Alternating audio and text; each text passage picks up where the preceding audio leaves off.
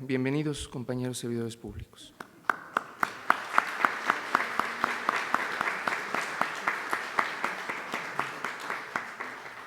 También agradecer y darles la bienvenida a estudiantes que nos acompañan del Instituto Universitario del Estado de México y de la Universidad Azteca. Bienvenidos.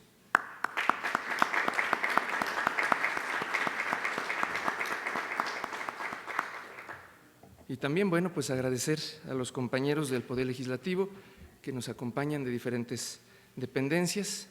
Bienvenidos también, y vamos a iniciar con la exposición de motivos y la presentación de la ficha curricular de la doctora Lisbeth Xochitl Padilla Sanabria, a cargo del doctor Victorino Barrios Dávalos, Contralor del Poder Legislativo. Muchas gracias. Siempre será un honor recibir a los compañeros servidores públicos del Estado de México, de las distintas secretarías, de los distintos municipios, que diciéndole aquí a la doctora Padilla, le explicaba que vienen de lugares en donde se podrían tardar más de 2 horas, por ejemplo, los de Chiconcuac. Entonces, eso siempre es un aliciente para los que estamos en este cargo, porque da oportunidad de que uno pueda valorar la necesidad que sienten los compañeros de actualizarse, de ver cómo mejoran su actuar en el servicio público, porque hay quien llega al servicio público y ya le tiene sin cuidado, ya ni se prepara, se preparaba mucho cuando entra, para entrar, y hasta maravillan al que lo va a contratar. Le dicen que sabe hacer esto, que sabe hacer lo otro, pero ya que están en el lugar, lo más interesante que se les ocurre preguntar es cuándo son los periodos vacacionales, y eso genera de verdad un poco de desahucio en la persona que tanto trabajo le dio conseguirle un empleo, para que luego lo primero que esté preguntando es a qué hora salimos, cuándo tenemos un receso, y ya fiestero se vuelve al que le dan un cargo. Hay que evitar esas cosas, porque ello genera luego mucho desgano, mucha incredulidad en que el servidor público haga lo que le toca hacer. Entonces, vamos a ponernos como requiere el tiempo, vamos a ponernos a trabajar, y el que no esté a gusto, pues que se vaya, ¿no? Que renuncie. Lo mismo luego pasa que voy a los municipios y me andan preguntando si su presupuesto, si cómo le hacen para mejorar ese ingreso que tienen. No están a gusto, pero nunca les vas a dar gusto. La verdad es que al avaro y al ambicioso solo ni con tu cargo le das gusto, ¿no? Entonces hay que tener ahí cuidado en la selección de personal y buscar, porque ahora ya estamos haciendo un corte aquí en la Contraloría sobre los perfiles que deben de cumplir. Son importantes los perfiles, muy importantes, pero al igual y de ese mismo tamaño, la importancia es la responsabilidad, la ética con la que se conduzca el servidor público, la actitud para resolver. Les decía hace unos días, luego va uno a los ayuntamientos. Miren, yo tengo 2 meses de estar tratando de localizar al presidente de Toluca y no lo puedo localizar, nunca está. Me ponen que no está disponible, y a varios más, ¿no? Dice uno, ¿cómo es posible? Ponen un bulldog en la entrada y ya no se puede atender, ponen a la gente más grosera para que reciba al ciudadano. ¿Cómo es posible? ¿De dónde sale esa? Si antes, hace un año, 4 meses, todos andaban saludando a medio mundo, y ahora ya no. Ahora ya hay que hacer cita. Para ver un regidor hay que hacer cita. Para ver un síndico hay que hacer cita. Y si es un presidente, hay que hacerlo con meses de anticipación. ¡Qué bárbaros! No fue el cambio para ponerse uno y quitarle lugar al otro, ¿eh? El que lo está entendiendo así, que vaya buscándole otra forma de hacer su trabajo. O cambiándose de lugar. Para eso hay una figura que se llama suplente. Entonces hay que llevar a cabo eso de los suplentes. Y otros casos que van aparejados a esto es la contratación de familiares. El día de ayer la legislatura, y por una falta que tiene, creo yo, la Ley de Responsabilidades Administrativas, en esta ocasión no se anotó el nepotismo con todas sus letras como una falta ni grave ni no grave. Y entonces los órganos de control tenemos que andarle dando la vuelta y buscando por el conflicto de interés, ¿no? Por el conflicto de interés. Pero si hay algo que le reduzca el grado de credibilidad a un miembro de un ayuntamiento, es eso, precisamente, el contratar a sus familiares.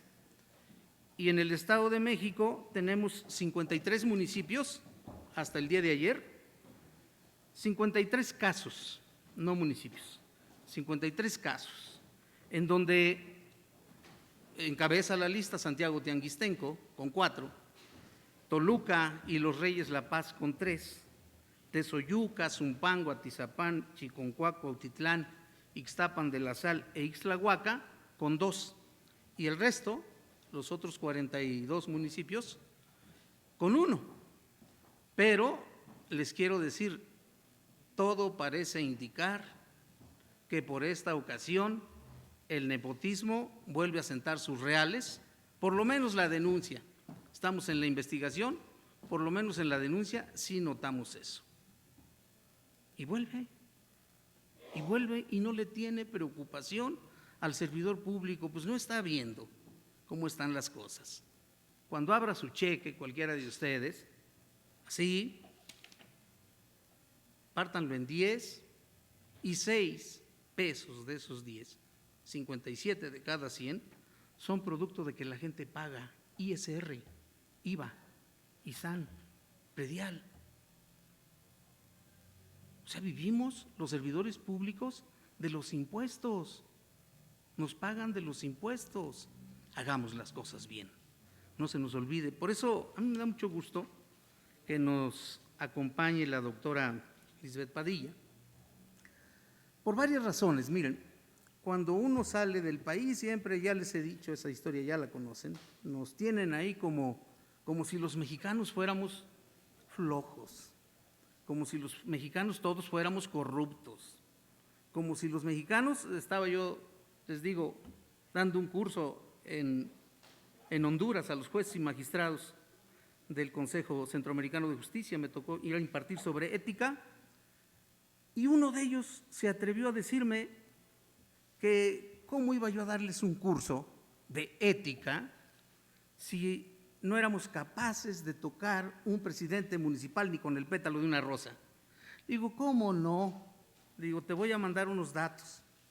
Y ahí le mandé los datos para que vayan viendo, porque tampoco en México tenemos gente que se prepara, gente que estudia, gente que se pone las pilas para estar a la altura de las necesidades del país. Y una de ellas nos acompaña hoy, por fortuna. Tenemos la oportunidad de que haya aceptado venir a dar una plática, la 123, por cierto, en este lugar y en otros más, a la doctora Padilla Sanabria. Ella, nada más para que vayan viendo que no nos apantallen cuando sale uno a otro lado, porque dicen que no estudia uno. Ella es licenciada, maestra y doctora en Derecho por la UNAM, y la licenciatura y la maestría con mención honorífica, y postdoctora en Derecho por la BUAP, por la Benemérita Universidad Autónoma de Puebla, del programa postdoctoral del CONACYT, para investigadores de alto nivel académico y también cuenta con el máster experto en victimología por la Universidad de Sevilla. Es egresada de la tercera escuela de verano en dogmática penal y procesal penal alemana del Centro de Estudios de Derecho Penal y Procesal Penal Latinoamericano de la Georg August Universität en Alemania. Ha realizado estudios de Derecho Penal del Enemigo en la Universidad de Sevilla, España, junto con el profesor Günther Jacobs, precisamente el del funcionalismo, y Miguel Polaino Orts. Realizó estancias postdoctorales en la Universidad de Valencia, España, en Italia también, donde desarrolló un curso residencial euroamericano. Es doctoranda en Derecho Penal, además, es doctoranda en Derecho Penal por el Centro de Estudios Superiores de Ciencias Jurídicas y Criminológicas. En el ámbito profesional se ha desempeñado como profesora de posgrado en Derecho y Política Criminal en varias facultades, en la de Acatlán, de la UNAM también, y Aragón, a ambas de la UNAM, y profesora en el INACIPE. Ha prestado servicio en la Administración Pública Federal, pues para no solamente la doctrina, sino la práctica, en materia administrativa y penal del Sistema Nacional Anticorrupción, y así también como en el Poder Judicial Federal, en materia del Sistema Penal Acusatorio Adversarial, y ha fungido como capacitadora en materia anticorrupción contratada por el Gobierno de Estados Unidos a través de la Agencia para el Desarrollo Internacional, la USAID. De igual manera ha participado como instructora de la Secretaría del Trabajo y Previsión Social, pero quizá lo más importante es, aparte de los grados académicos, es su disposición a poder dar algo de lo mucho que también haya aprendido en otros lados y pagada por los mexicanos a través de nuestros impuestos. Doctora, bienvenida y muchas gracias. Un aplauso para ella, por favor.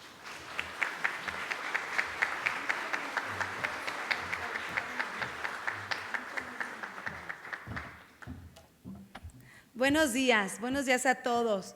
Un gusto enorme estar con ustedes aquí en el Estado de México. Antes de empezar la disertación, quiero agradecer a la Contraloría del Poder Legislativo, en específico al doctor Victorino Barrios Dávalos. Muchísimas gracias por la invitación. Y bueno, pues vamos a hablar de la parte de la necesidad de la implementación del funcionalismo para el combate a la corrupción. Quiero comentarles que tenemos una ley maravillosa que nos va a ayudar muchísimo para combatir la corrupción. Lo único que se requiere son dos cosas: capacitación y quitar la austeridad en ese rubro, es decir, invertirle al combate a la corrupción. La corrupción en nuestro país se combate desde dos aristas, básicamente: la parte penal y la parte administrativa disciplinaria. Un sistema nacional anticorrupción compuesto por 7 leyes, 5 de ellas del orden administrativo, 2 en materia penal, pero la más importante, creo yo, de acuerdo al análisis que yo he realizado de este sistema y con la que más fuerte vamos a atacar la corrupción y que además atrae elementos maravillosos de este funcionalismo, es la Ley General de Responsabilidades Administrativas. Entonces valdría la pena que yo les dijera a ustedes que es mucho más efectivo el combate a la corrupción desde el punto de vista administrativo disciplinario que desde el penal, desde una respuesta muy básica, muy básica, porque también podemos brincar este derecho penal al funcionalismo jurídico de Günther Jacobs, específicamente a un derecho penal de excepción. Y ahora bien, Edgardo Buscaglia, un investigador argentino que está aquí, bueno, está en México, ha investigado en el Instituto de Investigaciones Jurídicas de la UNAM. Él nos dice que México es un país muy corrupto, nos indica que la trata de personas es la que más capital deja gracias a la corrupción política, ¿verdad? A la corrupción de los servidores públicos. Básicamente, Edgardo Buscaglia nos dice, ¿por qué existe mucha delincuencia organizada en México? ¿Por qué existe mucho narcotráfico en México? ¿Por qué existe trata de personas en México? ¿Por qué un niño lo pueden sacar del país? Bueno, pues no es atacar la trata, ¿verdad? Sino que directamente lo que se tiene que atacar es la corrupción.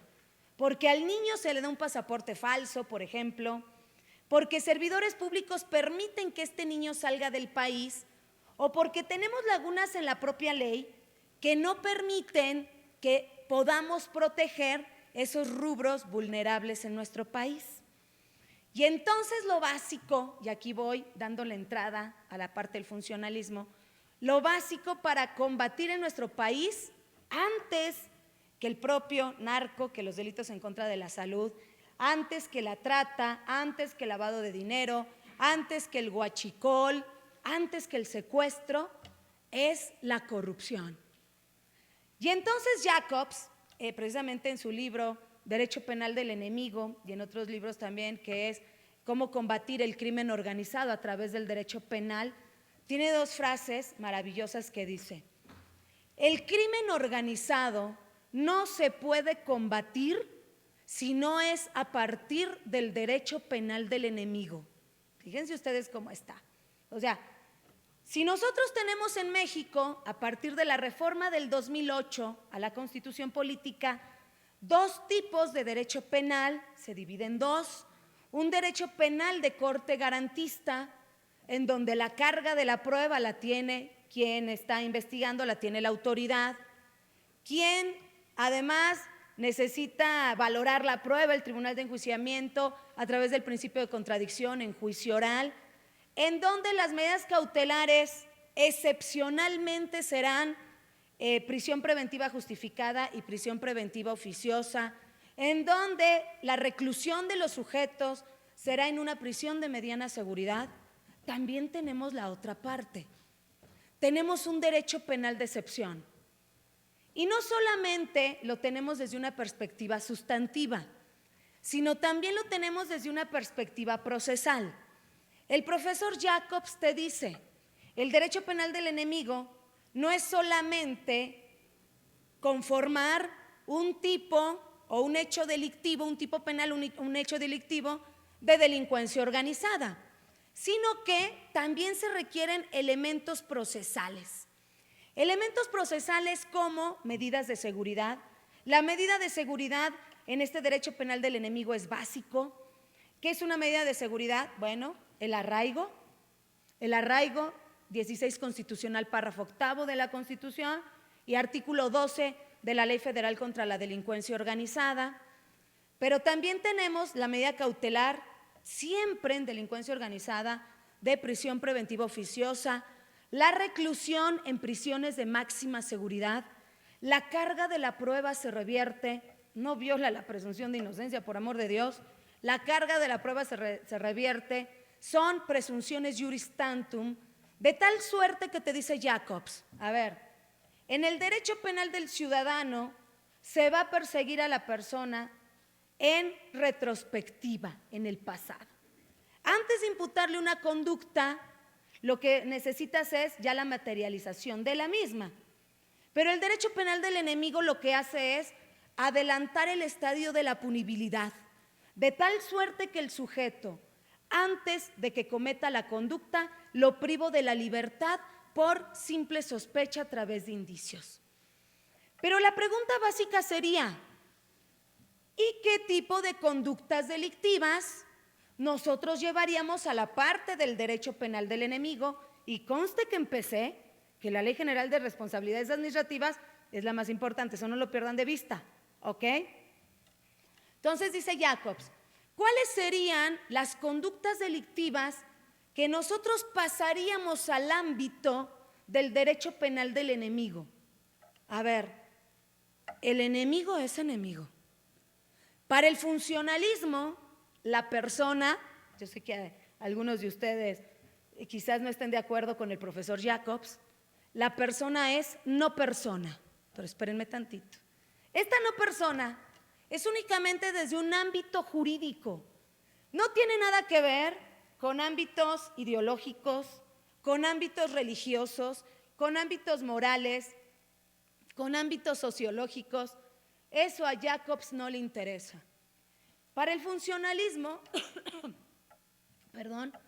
para el funcionalismo, la persona va a ser únicamente persona cuando cumpla la norma. Gracias, doctor.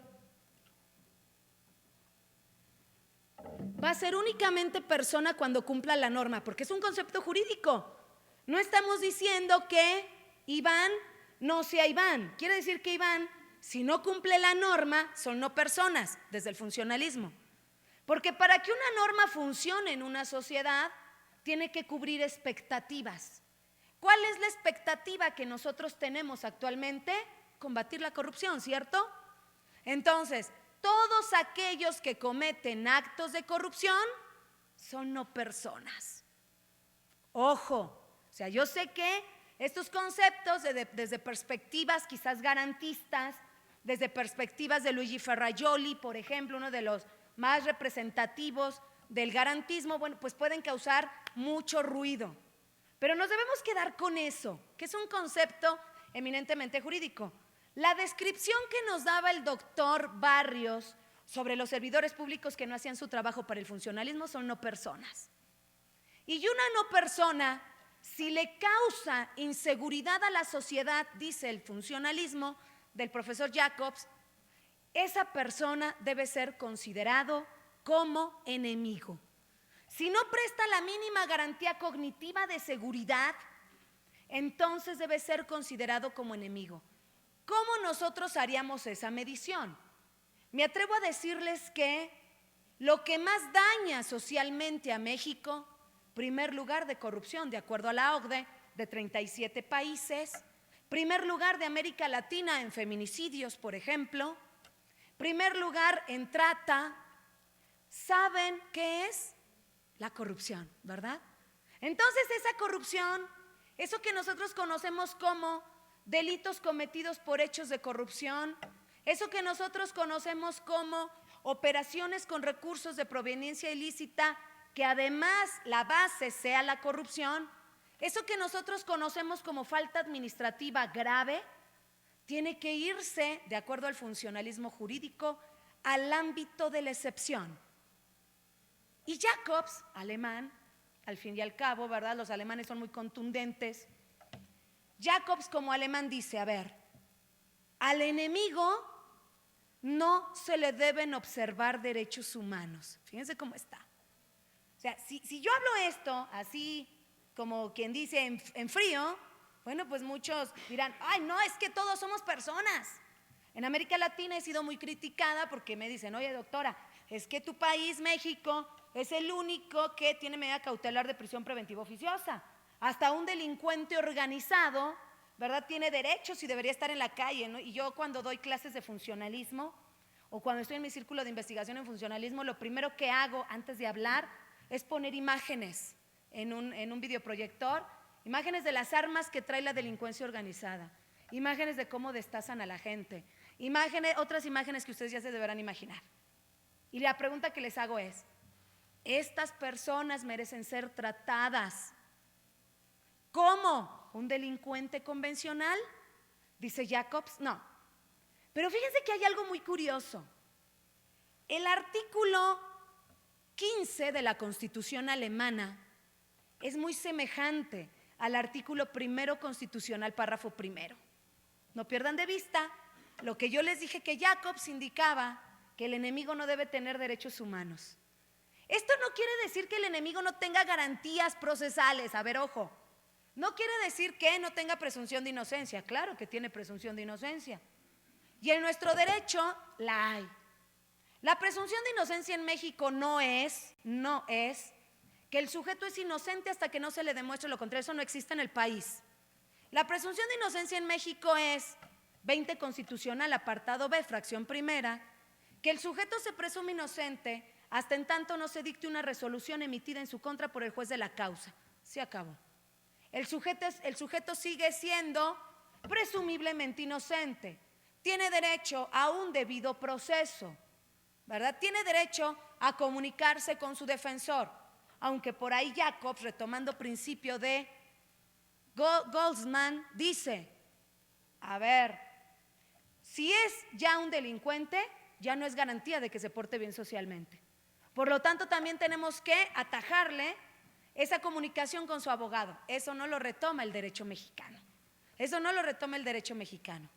Pero bueno, insisto, tiene específicamente principios de, ahí les va, restricción al ejercicio de los derechos humanos.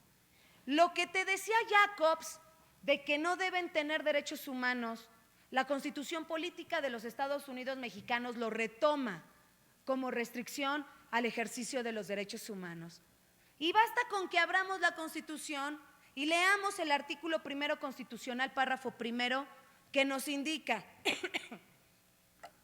los derechos humanos serán reconocidos por esta Constitución y en los tratados internacionales de los cuales el Estado mexicano sea parte, los cuales tendrán sus garantías para su protección. Y además no podrán suspenderse ni restringirse, salvo en los casos y en las condiciones que esta Constitución establece. Quiere decir que la propia Constitución está restringiendo derechos humanos. Y aunado a eso, la Suprema Corte de Justicia de la Nación, en una jurisprudencia marcada con el número 2006-224, que es el resultado de la contradicción de tesis 193/2011, el 24 de abril la emite y nos dice que cuando existe una restricción expresa al ejercicio de los derechos humanos en la Constitución, deberá estarse a lo que diga la Constitución. Y no puedes observar el principio pro persona de un derecho del orden garantista hacia una restricción. Jurisprudencia que es obligatoria para todas las autoridades. Artículo 94 constitucional, párrafo 10. Y aunado a lo anterior, como esta necesidad de la implementación de restricción al ejercicio de los derechos humanos, también la tenemos a nivel convencional. La propia Convención Americana de Derechos Humanos, en el artículo 33, nos indica que las restricciones son permitidas siempre y cuando estén en la Constitución.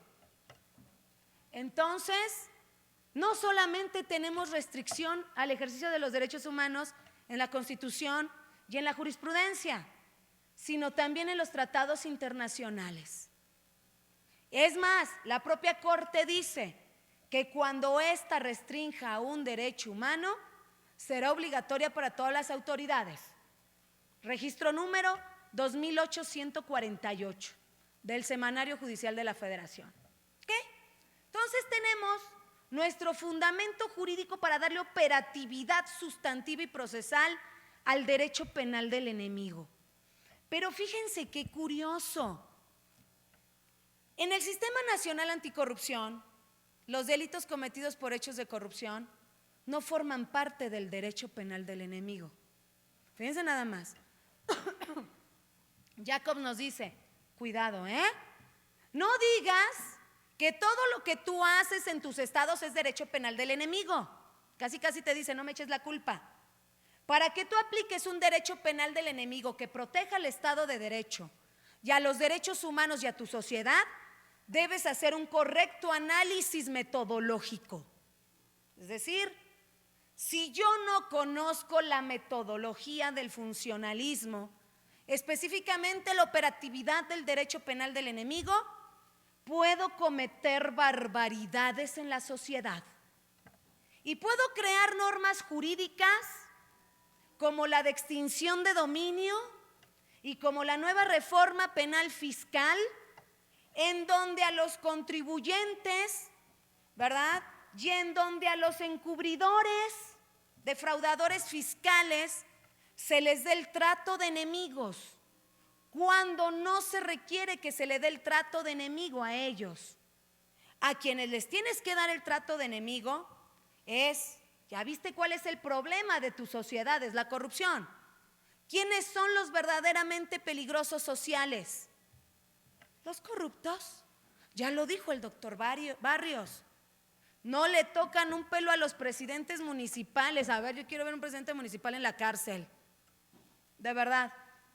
Quiero ver que se le extinga en dominio un presidente municipal. Pero al contrario, ¿qué es lo que tenemos? Fuero. Fuero para todos aquellos servidores públicos con cargos de elección popular. Pero a pesar de que tienen fuero, se les puede investigar. Y cuando se les quite el fuero, como en Brasil, ¿verdad? En el caso de Lula, del presidente, lo meten a prisión, que está detenido. En México no ha pasado. ¿Por qué razón? Por la propia corrupción. Por lo tanto, el derecho penal no es óbice, como está constituido, para combatir la corrupción. ¿Por qué razón? Aquí está el representante del maestro José de la Luz, fiscal anticorrupción del Estado de México, que nos platicaba en la FES Acatlán que tenían los únicos delitos que tenían eran por cohecho y de policías, ¿verdad? Son los más delitos que tienen. Cuando tenemos ejercicio abusivo de autoridad, cuando tenemos, ¿verdad?, operaciones con recursos de procedencia ilícita, cuando tenemos también enriquecimientos ilícitos al por mayor. ¿Se dan cuenta cómo está el asunto? Pero sucede que estos delitos, al no encontrarse en el ámbito de excepción, es decir, que formen parte del catálogo del artículo 2 de la Ley Federal contra la Delincuencia Organizada, el tratamiento siempre será suavecito. Medidas cautelares, a menos de que sea enriquecimiento ilícito y ejercicio abusivo de funciones, fue la reforma del 22 de abril de este año al 19 constitucional. Solamente en esos dos delitos, medida cautelar de prisión preventiva oficiosa. Todos los demás se pueden ir por la periódica, se pueden ir por la económica. Y además, escúchenme ustedes, el derecho penal del enemigo es un derecho penal de eliminación. Es decir, el sujeto me causa daño, elimínalo, elimínalo. Son penas extremadamente altas. Es un derecho de eliminación social. Lo vamos a excluir. No es un derecho de reinserción, perdón, que se los diga. Ese es el derecho penal del enemigo. El derecho penal del enemigo es un derecho de guerra. Es decir, vamos a hacer la guerra jurídicamente contra los corruptos. Y las penas que maneja nuestro Código Penal Federal son irrisorias para el combate a la corrupción. Penas mínimas de 2 años, ¿verdad? La máxima en un delito fuerte, enriquecimiento ilícito, 2 años la mínima, la máxima 14. Prescribe 2 más 14, 16 entre 2, 8. Un ministro de la Corte dura 15 años. Ya prescribió el delito, ¿no? Imagínense. Bajo esa perspectiva, también tenemos el procedimiento abreviado, ¿verdad? La carga de la prueba la tiene la autoridad. Y además, ¿qué crees? Nuestras autoridades, disculpe que se los diga, se los voy a decir con todas las palabras, y quien diga que no levanta la mano y ahorita me pregunta. No están capacitadas para el combate a la corrupción. No están capacitadas en investigación. No están capacitadas en auditoría forense. No están capacitadas en auditoría gubernamental. Bueno, en teoría del delito en materia administrativa disciplinaria que se requiere para la calificación de las faltas administrativas. No están capacitadas en materia de derechos humanos. Y el sistema, a estos operadores jurídicos que son los investigadores, tanto en materia penal como en materia administrativa, los manda al ruedo y los pone en el proceso como parte procesal. Y se tienen que pelear con abogados, despachos jurídicos, que el corrupto que se lleva mucho dinero, ¿verdad?, contrata de alto nivel. Y mis pobres servidores públicos con salarios bajos. Si a mí por un delito de enriquecimiento ilícito me acusas o me inicias la investigación a través de un testigo protegido, me estás violando derechos humanos. Porque la Constitución es muy clara y solamente me dice que en materia de delincuencia organizada y los delitos cometidos por hechos de corrupción no forman parte de la delincuencia organizada. No me puedes investigar a través de un infiltrado, de un agente infiltrado, porque entonces sería una prueba ilícita y estarías violando, ¿verdad?, el 20 constitucional, apartado A, fracción 9. Toda prueba obtenida con violación de derechos humanos será nula. Y no solamente eso, no me puedes intervenir comunicaciones, que son rasgos propios del derecho penal del enemigo. Técnicas especiales de investigación que las encontramos no en materia anticorrupción penal, las encontramos en delincuencia organizada, 11 bis 1 de la Ley Federal contra la Delincuencia Organizada, intervención de comunicaciones, cuentas bancarias, seguimiento de personas, agentes infiltrados, etcétera. Si no tenemos eso para el combate a la corrupción, amigos, ustedes como operadores jurídicos, discúlpenme, pero va a ser difícil que combatan la verdadera corrupción.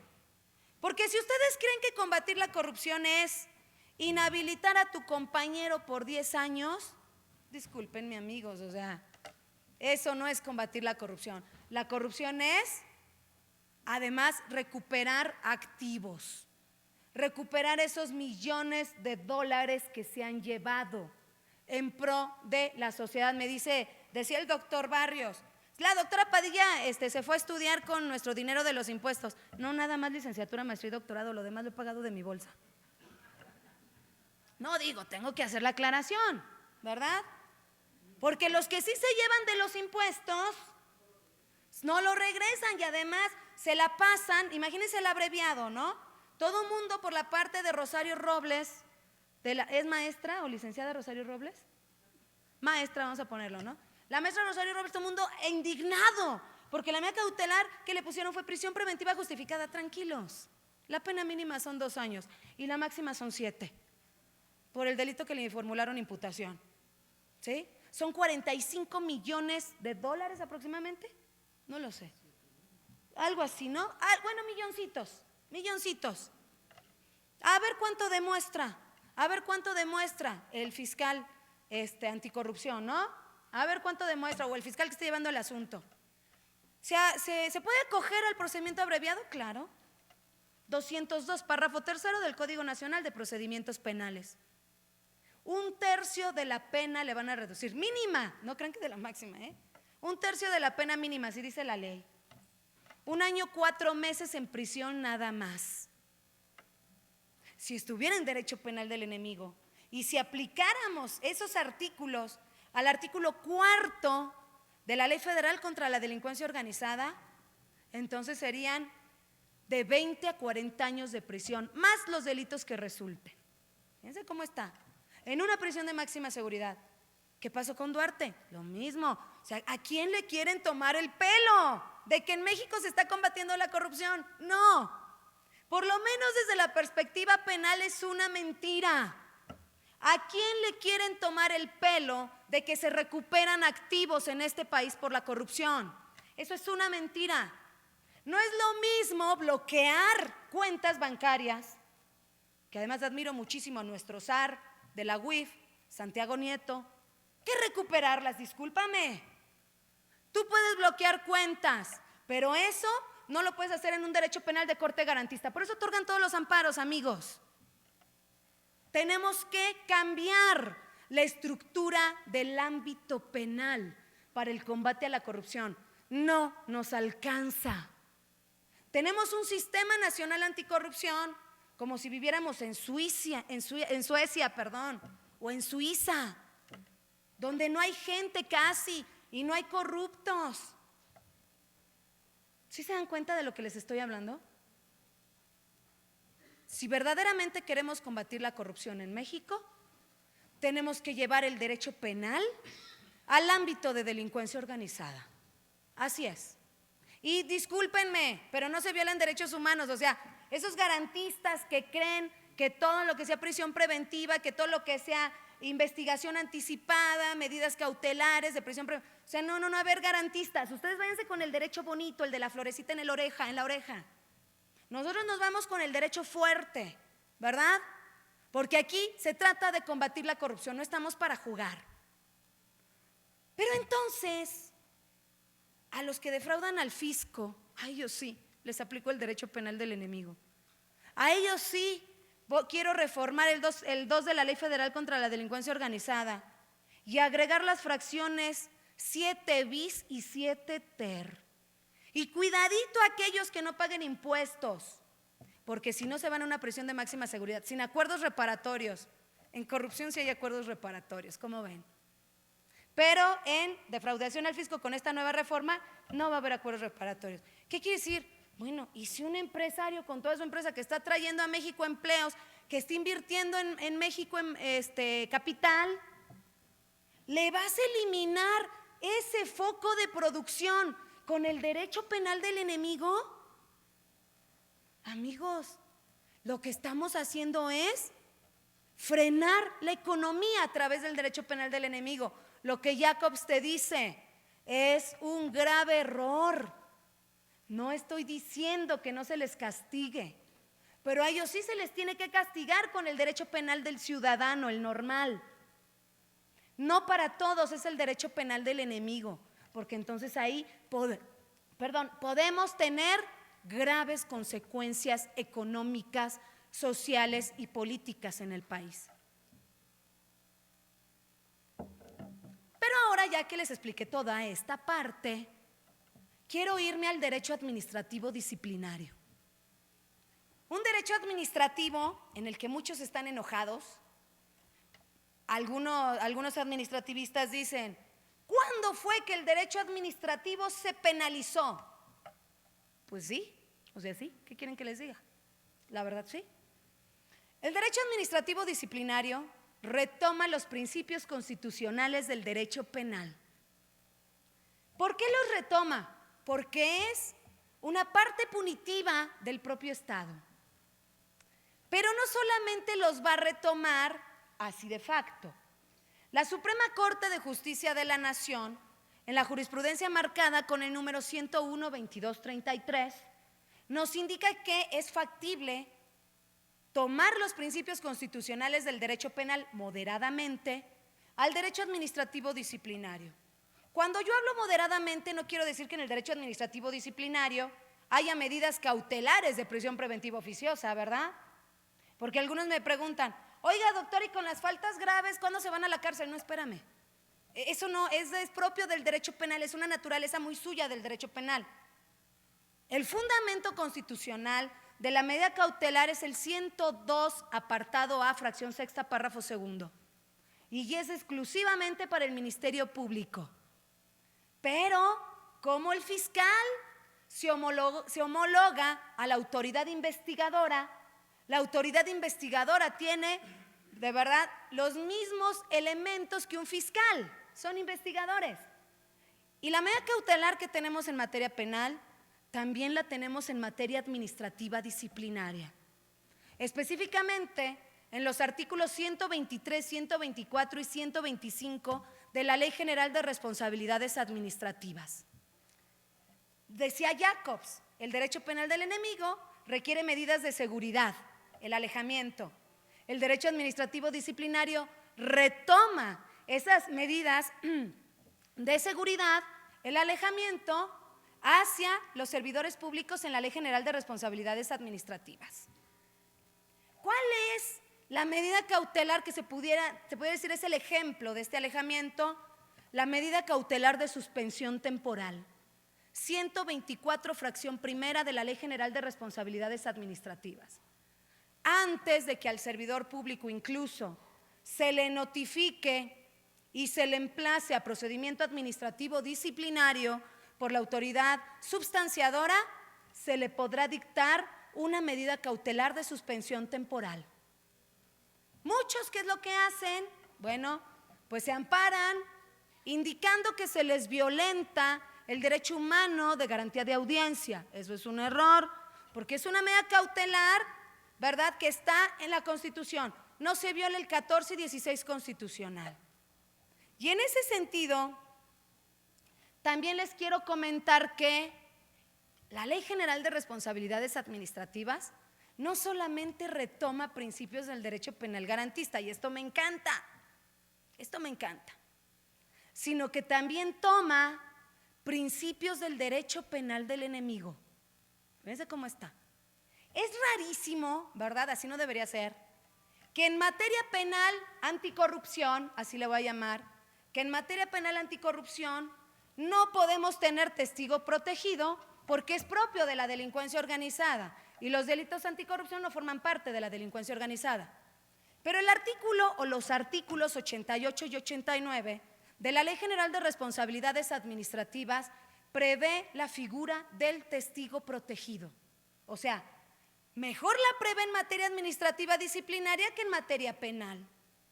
¿Qué es un testigo protegido y cuál es la diferencia entre un denunciante anónimo? Un testigo protegido es aquel que participó en el ilícito, que está participando en la comisión de la falta administrativa grave, porque solamente es en las graves, de la falta administrativa grave, y que además va a seguir participando en la comisión del ilícito hasta que la autoridad investigadora le solicite que lo haga. Es algo así como un agente infiltrado. Y por ahí me preguntan, oye doctora, ¿y entonces este sujeto ya no va a recibir sanción? Bueno, pues eso depende de la autoridad investigadora y depende también de la información y los beneficios que esta información tenga para la investigación. Es decir, se le pueden otorgar beneficios hasta del 100% de la inhabilitación. Fíjense ustedes.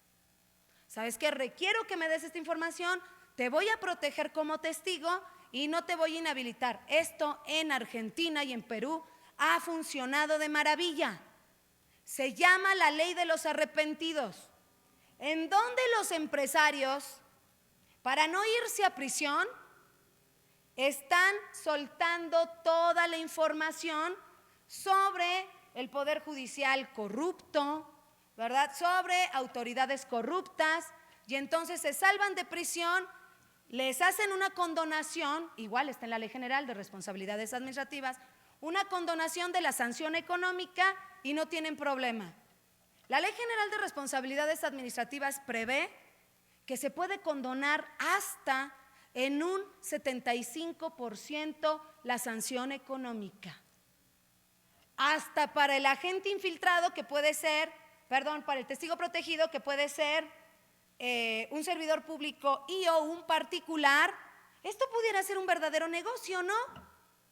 Porque si yo me llevé 100 millones de dólares como particular o servidor público y soy chismosito y voy a decir de todos los demás y además presento pruebas y sigo participando, nada más le voy a regresar 25 millones de dólares y me quedo con 75 millones de dólares. Es buen negocio, ¿no? Por supuesto que la autoridad investigadora tendrá que determinar cuál es la calidad de la información que está presentando.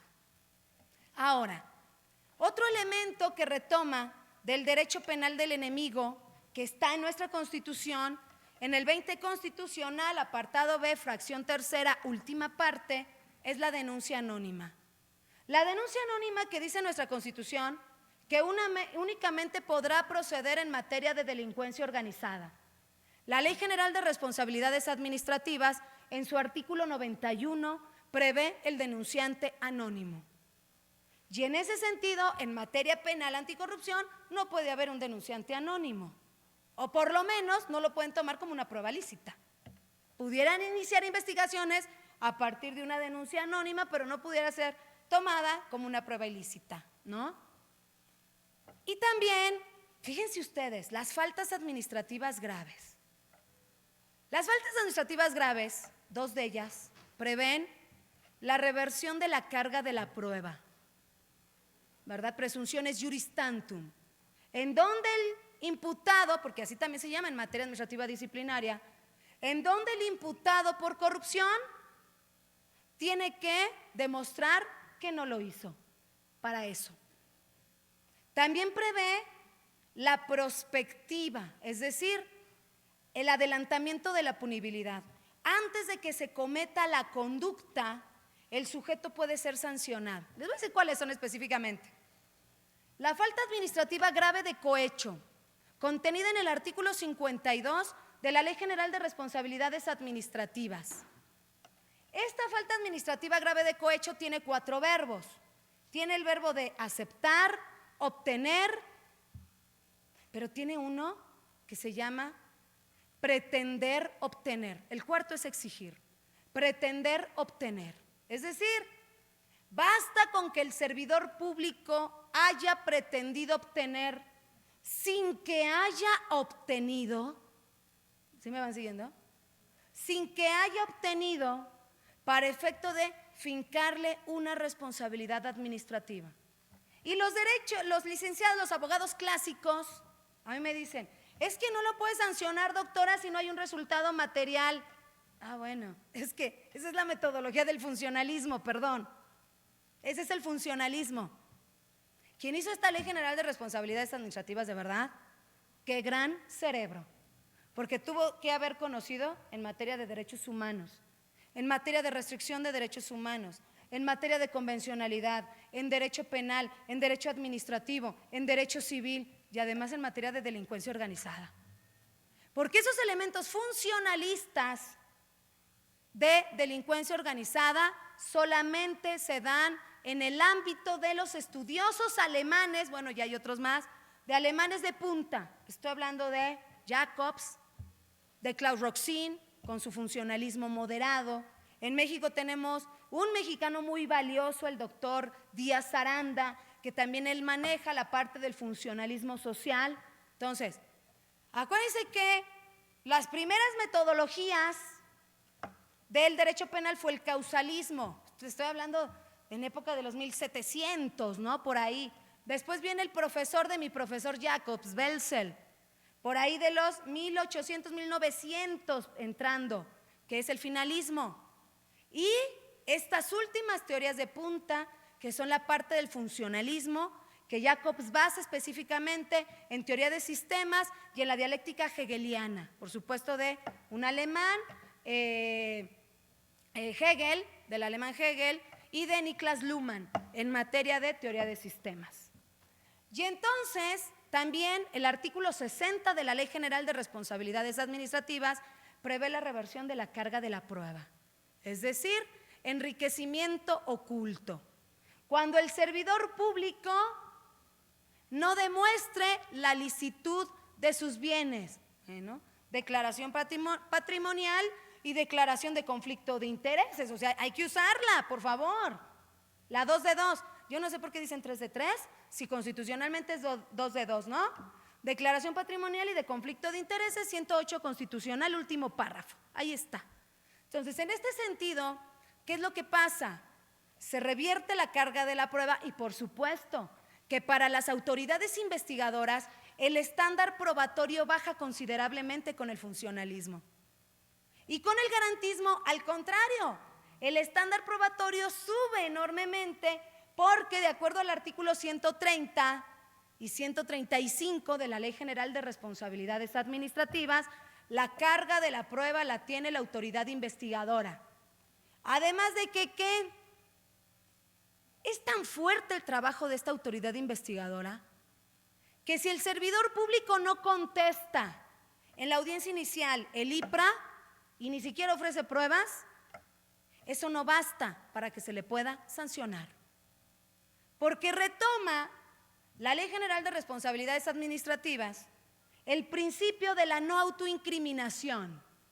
El hecho de que guarde silencio el servidor público, de que no conteste, eso no implica ni que se va a ir en rebeldía, ni que está por confeso, ni que está diciendo a todo que sí, como antes estaban acostumbradas las contralorías. Este es otro show. Fíjense, combinación de garantismo en la ley general con funcionalismo, con derecho, yo le llamo administrativo disciplinario del enemigo, ¿no? Derecho administrativo garantista, derecho administrativo disciplinario garantista y derecho administrativo disciplinario del enemigo. Y en este sentido, el 20 constitucional, apartado B, fracción segunda, te dice que el imputado tiene derecho a guardar silencio. En materia administrativa disciplinaria, el artículo 135 retoma este principio y te dice: el silencio del servidor público en ningún momento podrá ser indicio o prueba de su responsabilidad administrativa. ¿Qué tenemos que hacer? Porque no sé cuáles sean los resultados de todos aquellos operadores en materia de corrupción. Primero, ¿qué tenemos que hacer? Entender la norma jurídica, de verdad. Si no entendemos la norma jurídica sustantiva y procesalmente, no vamos a poder aplicar el derecho anticorrupción. Y se nos van a ir todos, como se nos están yendo Y ahorita así como que medios espejos tenemos de que hay uno que otro detenido, pero su esposa está en Buckingham, ¿verdad? En Inglaterra, gastando 300,000 pesos diarios y él sale en 2 años y medio con toda la fortuna. Acaban de salir otras también con sus fortunas intactas y estuvieron 2 añitos en prisión. El Poder Judicial es un corrupto, están diciendo todo mundo, ok, pero no existe una sola investigación del Poder Judicial en materia de operaciones con recursos de procedencia ilícita, ni de su 2 de 2, de su declaración patrimonial, no hay investigaciones, o sea, nada más estamos haciendo chismes de lavadero, sin acciones. Chismes de lavadero que eso no le conviene a nadie, específicamente a nosotros, porque nos puede traer un problema económico grave. Y a toda la administración pública, incluyendo diputados, senadores, magistrados, se les tiene que iniciar investigaciones por lavado de dinero, por delincuencia organizada, por delitos cometidos por hechos, aunque no lo sean, si queremos verdaderamente limpiar este país, lo tenemos que hacer. El que no tenga problema, pues no tiene problema, ¿sí o no? Los que sí, que se vayan, ya lo dijo el doctor Barrios, que se vayan a otro lado. ¿Son enemigos? ¿Cuánto daño nos han causado? ¿Son enemigos? Bueno, pues, entonces, mandémoslos lejos de nuestra sociedad, porque no nos prestan la mínima garantía cognitiva de seguridad social, a nosotros como ciudadanos, por supuesto. ¿Qué otra cosa tenemos que hacer? Esto es básico, por favor, básico. Eliminar el fuero. Es que va a haber venganzas. A ver, espérenme, elimínenlo solo en corrupción. Y en las demás cuestiones no importa, no se preocupen. Pero el fuero lo tenemos que eliminar para el combate a la corrupción. Eso es una necesidad social. Segundo, eliminar los derechos político-electorales. Porque no puede ser que yo no pueda suspender temporalmente a un presidente municipal porque fue nombrado por la sociedad desde una perspectiva pública y social. No puede ser que no lo podamos suspender por los derechos políticos electorales y que los magistrados del Tribunal Electoral les hagan válidos esos derechos y permitan que sigan con su cargo cometiendo actos de corrupción. Como bien lo decía Tienza, tenemos que ponderar derechos. Decía por ahí Klaus Roxin, a ver, por ningún motivo la tortura debe ser permitida, decía Klaus Roxin. Y Jacobs decía, discúlpame, pero si yo tengo un sujeto que sabe la clave de una bomba biológica que está a punto de estallar y donde se van a morir millones de personas, yo lo torturo. ¿Sí se dan cuenta? ¿Sí se dan cuenta? O sea, porque por proteger los derechos de ese sujeto a la no tortura, voy a matar a millones de personas. No, tenemos que ponderar. Y en México, insisto, tenemos un grave problema, la corrupción. Ahora, la austeridad, no nos conviene la austeridad. Déjenme ver si, yo pudiera hablar aquí 3 horas, pero ya casi termino. No, ya casi, sí, gracias, apúrele. No nos conviene la austeridad en el combate a la corrupción. En otras cosas sí, pero en combate a la corrupción no, hay que invertirle. Un testigo protegido cuesta dinero. Al testigo protegido hay que cambiarle a veces hasta el rostro. Hay que cambiarlo de residencia y no nacional, a veces internacional. Hay que protegerle a su familia. Entonces, no juguemos a la comidita con los testigos protegidos. A mis autoridades investigadoras no las puedes tener con salarios de 15,000 pesos, Y no puedes tener a los magistrados anticorrupción con el respeto que me merecen, que además aquí en el Estado de México tenemos maravillosos magistrados, pero no puedes tener a nuestros magistrados con sueldos de 130,000 pesos mensuales. Cuando quien hace toda la investigación, el corazón del Sistema Nacional Anticorrupción, en materia penal y administrativa, en la que quieran, es la autoridad investigadora en materia administrativa, disciplinaria. No los puedes tener a ellos así, los tienes que capacitar, tienes que invertir les tienes que poner guardaespaldas. Porque ¿sabes contra quién se van a enfrentar? Con el presidente municipal que se llevó 60 millones de pesos. del presupuesto que se les otorgó. Con eso se van a enfrentar mis autoridades investigadoras. En este país, ¿por cuánto dinero matan a una persona? Sin guardaespaldas, sin capacitación, ¿verdad? Los estás metiendo como la metáfora, bueno, no sé si está bien el concepto usado, de la ranita, ¿verdad? Que la metes al agua y la pones a hervir y la ranita no se da cuenta hasta que se muere porque ya se quemó.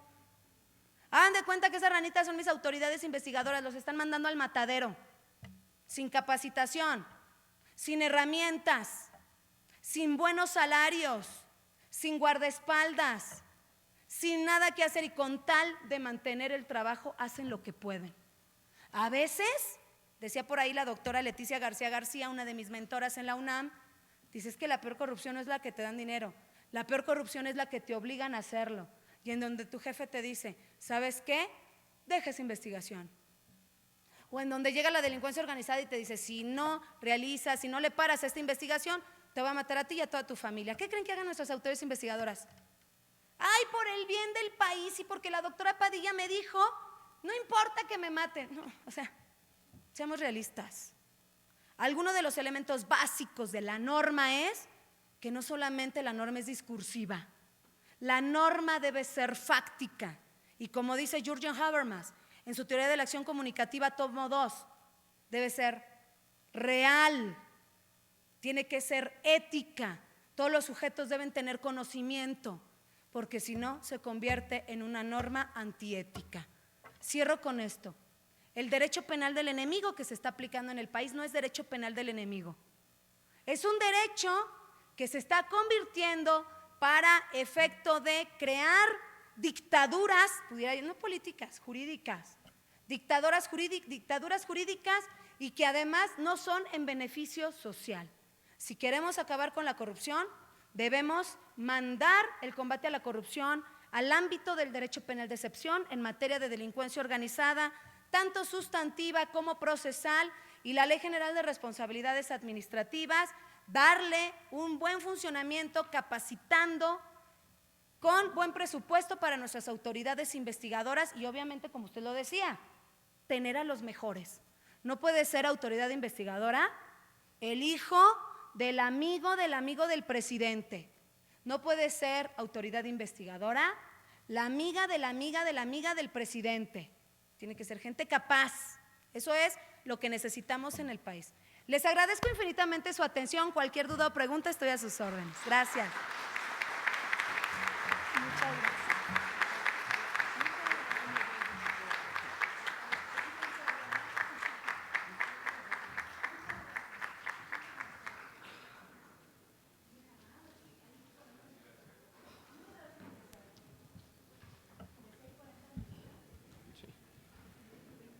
Agradecemos mucho la exposición de la doctora, muy determinante e impresionante, y la realidad es que ya me dejó más preocupado de lo que estaba al principio de esto con lo que vivimos y lo que nos falta por hacer para ser Suecia o Suiza, o ya aunque sea Chile, pero bueno. Damos la bienvenida a la diputada Juliana Felipa Arias Calderón, que nos acompaña también. Diputada, bienvenida. Muchas gracias.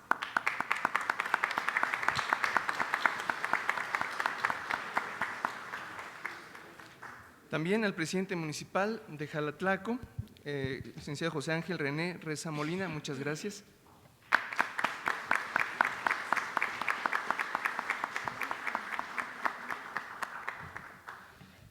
Y también a servidores públicos municipales que nos acompañan de Jilotzingo, de Acambay, Tonatico, Tlalnepantla, Jalatlaco, Chapultepec, Cuautitlán, Tequisquiac, Metepec y Ecatepec. Muchísimas gracias.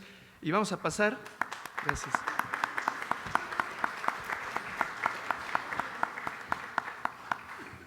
Y vamos a pasar. Ya lo decía la doctora que está lista, va a ser difícil preguntar porque se sabe todos los artículos de memoria. Entonces vamos a pasar a la sesión de preguntas y respuestas y el moderador de dicha sesión va a ser el Contralor, el doctor Victorino Barrios. Muchas gracias. Doctora, le felicito por su exposición. La verdad es que luego anda uno preguntándole a aquel si ese carro es de él, si esa casa es de él. Andamos como al revés. Vamos a decir, a ver, esta casa no es suya. Demuestre que es suya, como que a la inversa. Y eso es justamente lo que la doctora nos ha venido a explicar brillantemente esta mañana, el funcionalismo. ¿Cómo hacerle para ir disminuyendo ese garantismo que asfixia, que no permite luego tener una resolución apropiada? ¿Ah?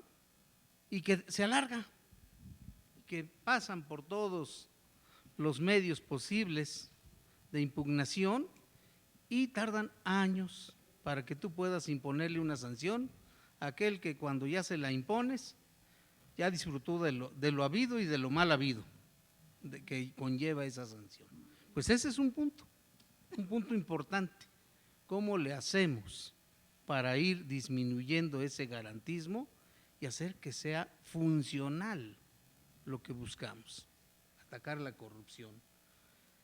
Efectivamente, el funcionalismo busca garantizar la identidad, garantizar la Constitución, garantizarle a la sociedad un estatus, cierta tranquilidad.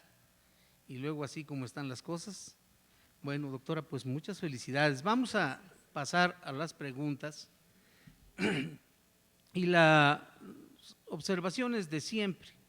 Sean breves, sabemos que todos conocen mucho de muchas cosas, pero hay varios que quieren preguntar siempre.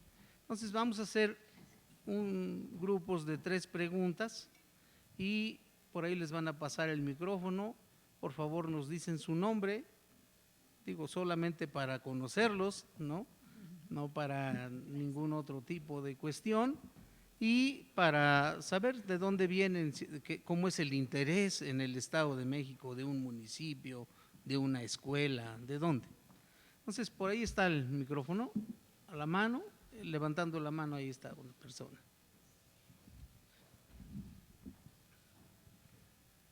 Gracias. Buenos días, soy estudiante de la Universidad Azteca, de Yanara Marcos. Qué gusto, doctora. Gracias. Pues una vivencia y una pregunta. Hace unos meses me presenté en Derechos Humanos, nos dieron a conocer todo el sistema, vaya. Aquí mi inconformidad es, la pregunta que hice, vaya, primeramente es, ¿cómo es que si una no persona, como usted lo mencionó, me le hace falta una cobija, entonces la pide a Derechos Humanos y se le otorga? Ah, claro que sí, porque es su derecho humano. Ok, ¿en qué momento el gobierno o el sistema le permitió a las no personas solventar o cumplir sus caprichos? ¿Por qué? Ahora, bien, las no personas más pudientes que están en las cárceles o en los centros de reinserción social, por el hecho que tienen más derechos que la sociedad baja, ¿por qué se les permite tener tantos beneficios dentro de estas cárceles o estos centros de reinserción social? Ellos, ¿por qué? Y los demás no. ¿Por el hecho de tener dinero que es del pueblo? ¿O por qué? O sea, esa es mi duda, primeramente. Muchas gracias. Ahí está.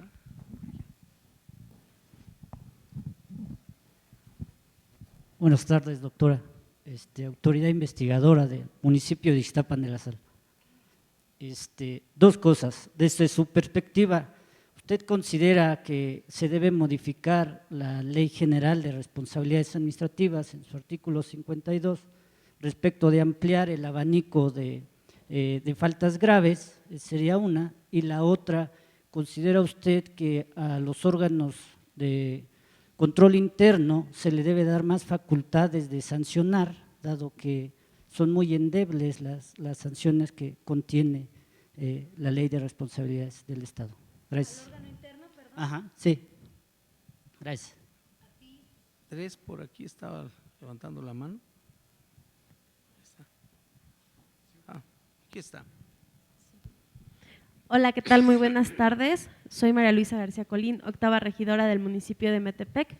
Primordialmente quiero felicitar a la doctora por grata exposición, muy confortable también este espacio.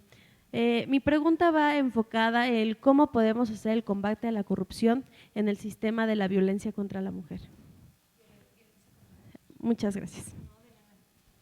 Ahora sí. Pues vamos a pasar a las respuestas que va a dar la doctora a estas 3 primeras preguntas. Ok, claro, con mucho gusto. A ver, primero la parte de no personas. No personas, como bien lo dije, es un concepto jurídico y son aquellos que no cumplen la norma jurídica, pero no por eso implica que se les tenga que dejar sin derechos humanos, al contrario, tienen derechos humanos y tienen un derecho humano de seguridad en las prisiones, que tú y yo sabemos, si veo que tienes conocimiento de eso, que tú y yo sabemos que hay mucha corrupción adentro de las prisiones. Bueno, en Cuautitlán está la bacteria come carne, por ejemplo, ¿no? Aquellos que no tienen los suficientes medios económicos, bueno, pues no van a tener alcance a determinados camarotes, se pudiera decir, o celdas, a determinados privilegios. ¿Eso cómo se puede combatir? Igual combatiendo la corrupción, sobre todo con la parte de los directores de los centros penitenciarios, con los custodios, que también, bueno, quiero pensar que alguno de ellos cobran, ¿no?, por las entradas. Pero ¿sabes que esto no solamente es así? Fíjate, ayer yo estaba en cardiología, hay un procedimiento que se llama TAVI para hacer una intervención al corazón de alto nivel, donde solamente se hace una incisión en la ingle y te evitas toda la operación de corazón abierto. ¿Alguna vez has ido a cardiología? Te das cuenta cuántas personas hay, infinidad, y la mayoría de bajos recursos. ¿Sabes cuánto cuesta esa operación en cardiología? Te estoy hablando que es de una institución gubernamental, no es privada. ¿Sabes cuánto cuesta? 700,000 pesos. Más los medicamentos, más el día de hospitalización. ¿A qué me refiero? Que no solamente eso se da en las prisiones, querida, también se da a nivel social. De 1,000 personas en cardiología que están esperando, solamente una que tenga esos recursos económicos se lo puede hacer.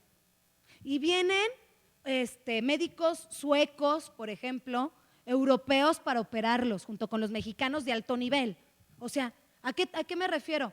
No es para todos.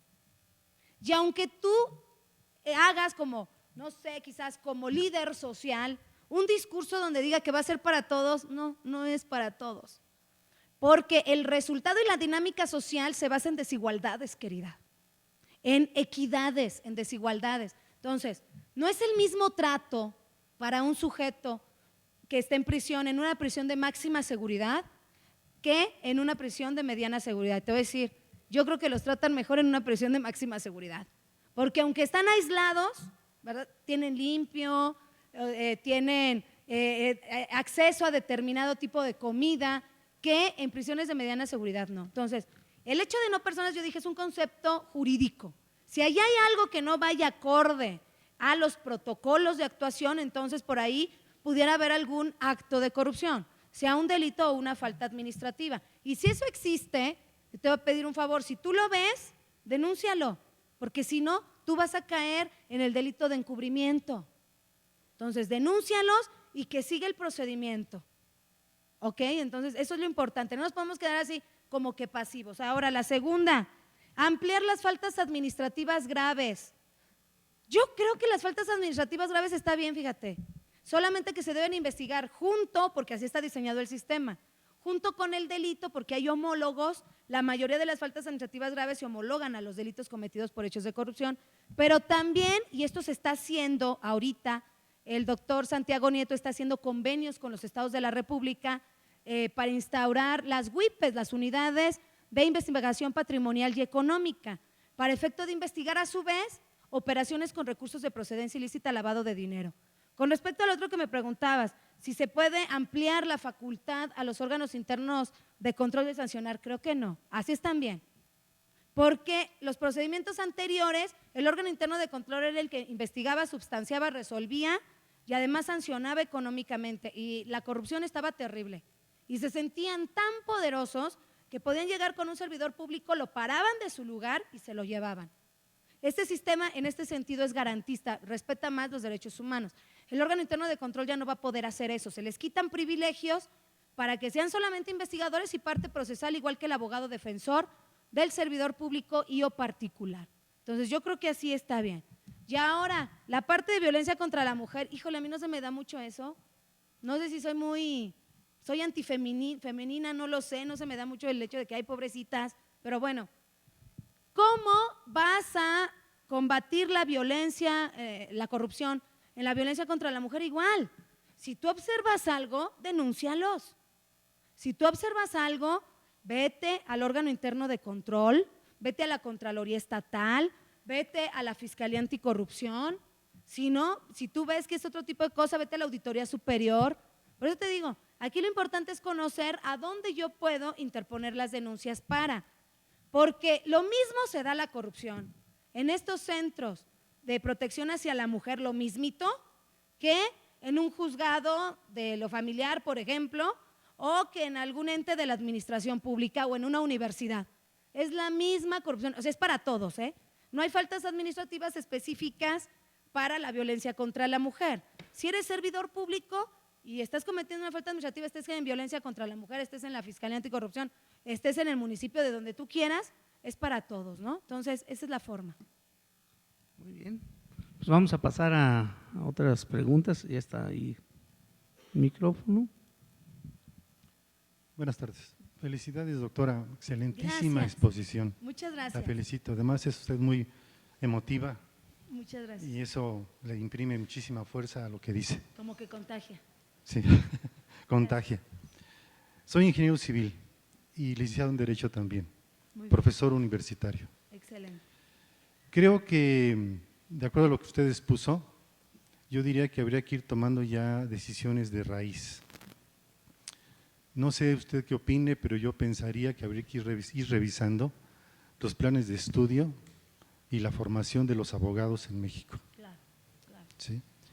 También, sobre todo los posgrados, maestrías y doctorados, que son los que son el semillero también de los jueces, magistrados en México. Claro. Usted sabe también que hace unos días hubo una manifestación un domingo pasado Sí, en contra del Poder Judicial y porque la ciudadanía en general percibe que esta situación está muy mal y que hay que buscar a lo mejor una nueva conformación, estructuración del Poder Judicial en México en general. Pero fundamentalmente yo centro mi pregunta en eso. Una nueva formación para el abogado en México creo que es urgente. Por su respuesta, gracias. Gracias a usted. Pasamos a la segunda pregunta. Vi varios manos, ya tiene ahí. Muy bien. Buenas tardes, doctora. Hola. También reitero la felicitación que le han hecho, es una exposición Gracias. magistral. Muchas gracias. Nos genera muchas inquietudes, pero también un compromiso grande por hacer. La duda que yo tengo es, ¿qué perfil considera usted que debe tener la autoridad investigadora derivado de la nueva ley de responsabilidades?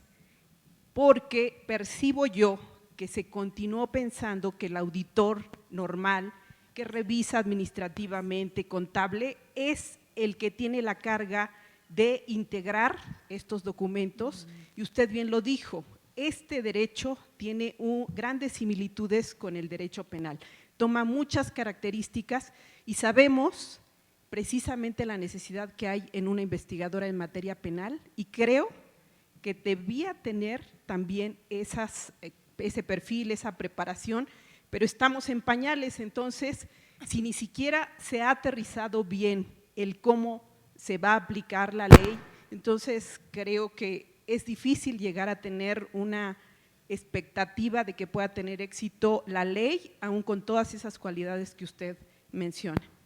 Gracias por su pregunta. Muy bien. No nos dijo su nombre, pero… Norma Velázquez, Norma, muy estuve bien. trabajando en Secretaría de la Contraloría y hoy estoy en la Secretaría de Finanzas. Muy bien, Norma. ¿Sigue? Buenas tardes, mi nombre es Emanuel Bastida y soy de la Autoridad Investigadora de la Contraloría. Mi duda es un poco, a ver si usted nos pudiera explicar un poco de la culpabilidad, pero en materia administrativa, porque para nosotros como autoridad investigadora a veces todavía no se distingue bien entre la culpabilidad penal y la culpabilidad administrativa, o el dolo, cómo se maneja el dolo administrativo o el dolo penal. Por favor. Claro Gracias. que sí. Bueno, Están inicio. las tres, sí. Planes de estudios, ingeniero. Sí, hay que revisarlos, definitivamente. El paradigma del derecho ha cambiado. Desafortunadamente, ingeniero, también en la universidad hay corrupción. Y quienes hacen los planes de estudio solamente los ponen a sus amigos a hacerlos. ¿Sí se da cuenta? Se debe tener especialistas. No quiero hablar de que no saben la realidad social, no, porque si no me vería como ya saben quién que atacó a los investigadores y a los académicos, y no quiero hacer eso, ¿no? Pero sí necesitamos gente especializada para efecto de que conformen los planes. Si vas a hacer un plan de Derecho Administrativo 2, por ejemplo, que se da en quinto semestre en la UNAM, yo doy Derecho Administrativo, soy profesor de carrera en la UNAM, doy esa materia, por supuesto que tienen que ser especialistas los que hagan el plan de estudios y no lo pueden hacer aquellos que, bueno, pues ya nombraron como jefe de división o que ya no, tienen que ser especialistas, porque si no, el tiempo nos alcanza y cuando lleguen a las prácticas, bueno, pues va a pasar lo que nos está diciendo la licenciada Norma, ¿no? En este sentido. Entonces, definitiva, la manifestación del Poder Judicial, ingeniero, no estoy de acuerdo. No estoy de acuerdo, de hecho, con algunas manifestaciones que hicieron algunas personas, como el padre Solalinde, se me hace muy irresponsable por parte de él y de todos aquellos que dicen que el Poder Judicial es corrupto. Si ustedes dicen que el Poder Judicial es corrupto, pues denuncien, no sean cobardes, ¿verdad? Obtengan las pruebas y entonces que se les inicien procedimientos. Pero yo sí creo que estar haciendo marchitas y estar haciendo memes en las redes diciendo que el Poder Judicial es corrupto y que los cambien, que necesitamos mejor Poder Judicial, es un acto de absoluta irresponsabilidad, cobardía y aparte ignorancia, ¿no? Entonces, como ciudadanos, yo creo que debemos tomar las riendas del asunto. Nos quejamos muchísimo de que nuestros servidores públicos son unos corruptos, pero no hacemos nada. Estamos pasivos y además somos unos cobardes, ¿verdad? Si fuéramos ciudadanos que verdaderamente proactivos e iniciáramos cosas, denunciáramos, creáramos asociaciones como el OSNA, el Observatorio del Sistema Nacional Anticorrupción, que está conformado de académicos, de ciudadanos y que día con día están investigando y ver qué servidores públicos y observando, sería otra cosa. Pero no se vale quejarnos, ir a marchar para que quiten a ministros, que además yo le voy a decir una cosa, yo le di clases, le he dado muchas veces clases al Poder Judicial Federal, y si alguien sabe de derecho en este país, es el Poder Judicial Federal, perdón. O sea, eso es una realidad. Sí estudian y mucho, además. Entonces, digo, pues es muy fácil que una persona que estudia mucho le digas, no estudia y es corrupto y ya se termina toda esa parte, ¿no? Si requerimos un nuevo Poder Judicial, bueno, pues como sociedad, hagamos lo pertinente y hagámoslo desde la esfera jurídica, ¿sí? O sea, no como esas marchitas que rompen vidrios y… No, eso no está bien. O sea, nos convertimos igual, insisto, en una sociedad de tercer nivel, ¿no? O de cuarto nivel. No necesitamos eso en México, creo yo. Ahora, el perfil de la autoridad investigadora, mi querida Norma, tiene que ser una persona extremadamente capacitada. Porque no solamente la autoridad investigadora va a aplicar la ley general, sino que la autoridad investigadora va a aplicar el principio pro persona, querida. Va a hacer controles difuso de constitucionalidad y de convencionalidad. Va a realizar controles concentrados, ¿no? La investigadora, sí, también, lo puede hacer en el amparo, ¿no? Lo puede hacer en la revisión, perdón. Puede solicitar un control difuso de constitucionalidad y de convencionalidad. Si tú no conoces las 3 convenciones básicas en materia de corrupción, que es la de las Naciones Unidas contra la Corrupción, Interamericana contra la Corrupción, para servidores públicos extranjeros por el delito de cohecho, ONU, OEA y OCDE, pues no sabes nada. O sea, de verdad renuncia, ¿sí? Debes saber cómo aplicar específicamente esa parte garantista y además restrictiva de los derechos humanos. Debes conocer el derecho administrativo, llano, básico. Debes conocer el derecho penal, básico, porque la calificación de una falta administrativa, discúlpenme, se hace a través de la teoría del delito. Y ahorita voy a tu respuesta. se hace a través de la teoría del delito. Además, debe ser una persona que domines escenarios y que sepas dominar también el discurso. Porque si tú quieres un testigo protegido, ¿cómo le vas a decir al sujeto que está cometiendo una falta administrativa grave que necesitas la información? ¿Tú crees que el testigo protegido va a llegar a ti? No, por favor. O sea, tienen que ser personas y además fuertes, porque van a llegar a amenazarte. Y entonces vas a ser una autoridad investigadora pisoteada y corrupta a la vez, ¿no? Sí, no alcanza con el perfil de los auditores, definitivamente no. Insisto, debes conocer convencionalidad, constitucionalidad, derecho administrativo, restricción de derechos humanos, derecho penal y además ya les dije delincuencia organizada y metodologías para aplicar tu IPRA. Tu teoría del caso tiene que ser impecable porque si no te la van a tirar en el procedimiento. Ese es el perfil desde mi punto de vista de la investigación de una autoridad investigadora. Ahora voy con la otra, la culpabilidad. La culpabilidad es el grado de reprochabilidad, que no tiene nada que ver con la culpa, ¿no? Que están en el ámbito del tipo. La culpabilidad es si el servidor público pudo actuar conforme lo indica la norma jurídica. Si pudo actuar conforme lo indica la norma jurídica y lo hizo de distinta manera, el servidor público es culpable. Si no pudo actuar de otra forma, ¿verdad? Como lo indica la norma jurídica, o actuó de forma que lo indica la norma jurídica, pero no lo pudo hacer de otra, entonces el servidor público no es culpable. Es el grado de reprochabilidad. Porque mi querido amigo, puede haber dolo. Fíjate lo que te voy a decir. El dolo es el mismo que en materia penal. Conocer los elementos del tipo administrativo y aún así realizar los actos. ¿Ok? Puede haber una falta administrativa, puede haber una conducta que tenga dolo, que sea antijurídica, pero que no sea culpable. Fíjate cómo está. Te voy a dar el ejemplo. El artículo 58 de la Ley General de Responsabilidades Administrativas, que es la falta administrativa de actuación bajo conflicto de interés, ¿no? En donde te dice que tú no puedes realizar ningún trámite si tienes un conflicto de interés. Entonces ahí está el dolo, está la parte antijurídica, pero si tú lo realizas también, si tú lo llevas a cabo y actúas conforme lo dice el primer párrafo del 58, entonces se actualiza la parte de la culpabilidad. Pero en los siguientes párrafos te dice, ok, si tu superior jerárquico te solicita que lo hagas, además te lo da por escrito dentro de las 48 horas antes a que se tenga que llevar el trámite y te dice cuáles son por escrito las directrices o los lineamientos, como tienes que actuar, aunque tengas conflicto de interés y sepas que hay conflicto de interés, entonces ya no hay culpabilidad, ¿te das cuenta? La misma norma jurídica evita esa parte de la antijuricidad, o sea, ya no es contraria a tu actuación y por lo tanto la culpabilidad se elimina. Entonces, esa falta administrativa me encanta porque te dan esos elementos jurídicos que solamente pudieras detectar si conoces la teoría del delito. Ahora te lo estoy diciendo así súper someramente, ¿no? Si conoces la teoría del delito. Pero esta parte solamente es un elemento de la teoría del caso, de la parte normativa. También necesitas la parte fáctica y la parte probatoria. Aunque tú tengas tu teoría del delito para calificar una falta administrativa maravillosa, si no tienes tu dato de prueba obtenido lícitamente y tus hechos en forma cronológica, entonces adiós. El tribunal te la va a regresar y te va a decir que la califiques como no grave o que la reclasifiques como grave. ¿Y qué crees? Vas a perder tu asunto porque vas a violar derechos humanos. Pero para mayor información puedes tomar de los cursos que nosotros estamos dando.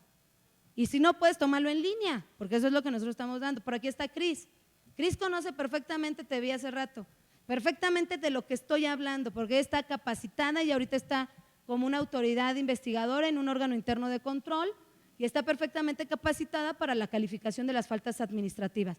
Esa es la capacitación, amigo, esa es la capacitación. ¿Sí te das cuenta? O sea, no es nada más que te pongan como autoridad investigadora y a ver cómo le haces, ¿no? Y además debes saber cómo obtener la prueba lícitamente. ¿Tienen protocolos de actuación? ¿Ves? No, tu respuesta es no. Esa es la parte. Sí, estamos en pañales, Norma, así es. Muy bien, pues vamos a pasar al tercer grupo de preguntas. Las que quieran. Y ya tienen… Este día es para ustedes.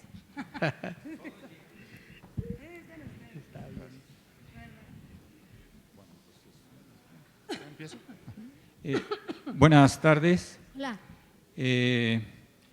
Es realmente una gran experiencia haber escuchado su conferencia. Gracias. Su servidor es matemático Okay. y considero que hay que hacer mucho trabajo interdisciplinario. Desde mi punto de vista de la lógica matemática, las constituciones y reglamentos pueden simplificarse bastante desde un punto de vista lógico y semántico.